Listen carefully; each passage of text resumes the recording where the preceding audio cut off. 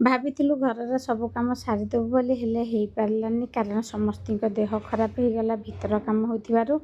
ଆଜି ଯେହେତୁ ସଣ୍ଡେ ଥିଲା, ବାବୁ ଆମର ସକାଳୁ ସକାଳୁ ଯାଇକିରି ମାଛ ଧରିକି ପଳେଇ ଆସିଛନ୍ତି।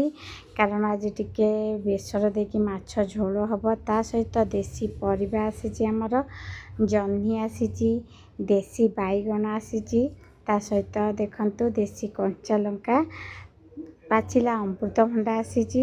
ଏଇ ଜିନିଷ ଗୁଡ଼ା ପାଖରେ ମିଳେନି, ଏଇ ଜିନିଷ ଗୁଡ଼ା ଆଣିବାକୁ ଟିକେ ବହୁତ ଦୂର ଯିବାକୁ ପଡ଼ିଥାଏ।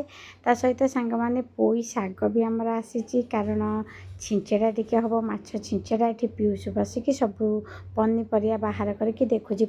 ପାଚିଲା ଅମୃତଭଣ୍ଡା ଟିକେ କାଟିକିରି ଖାଇଲୁ। ତାପରେ ମୁଁ ଆଜି ଆପଣମାନଙ୍କୁ ଦେଖାଉଛି ଆମ ଘର କାମ କେତେ ଦୂରକୁ ଗଲା।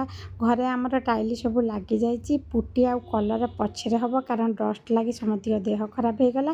କିଛି ଦିନ ବ୍ରେକ୍ ପରେ ତାପରେ ଷ୍ଟାର୍ଟ କରି